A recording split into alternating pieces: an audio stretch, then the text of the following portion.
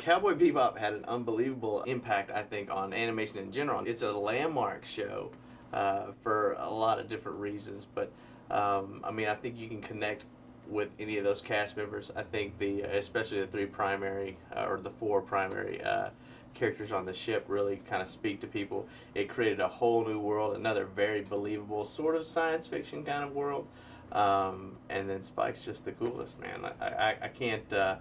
It's hard to me. It's hard for me to kind of quantify the impact that I think it's had. I think it changed. I think it changed anime. I think people began to think about what shows would be cool. You know, I think it redefined cool within animation, and not only in Japan but in the States. I think a lot of people started to bite the style once it came out. It was revolutionary. I knew from I saw a bootleg VHS early on. I knew from the first fight scene.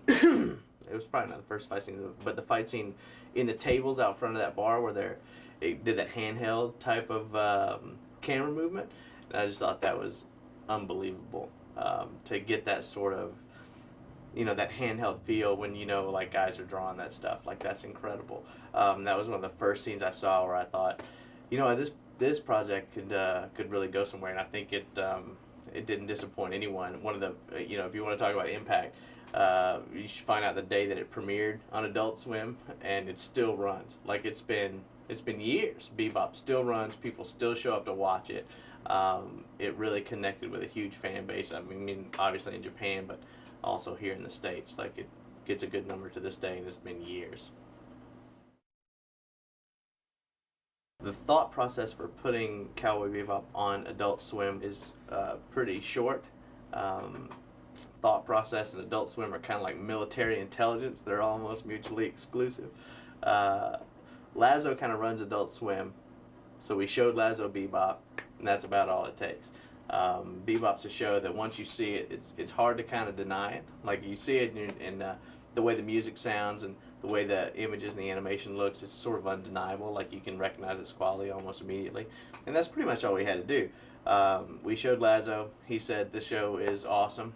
That was right at the point where Cartoon Network was starting to try something different with Adult Swim. It was starting to try putting animation aimed at an older demographic on at night, and this was the perfect show to sort of launch that endeavor. Even to this day, when we talk about Adult Swim, even at the network, we refer to it almost as comedy and action. And Cowboy Bebop was probably the crown jewel of the action franchise. It may still be.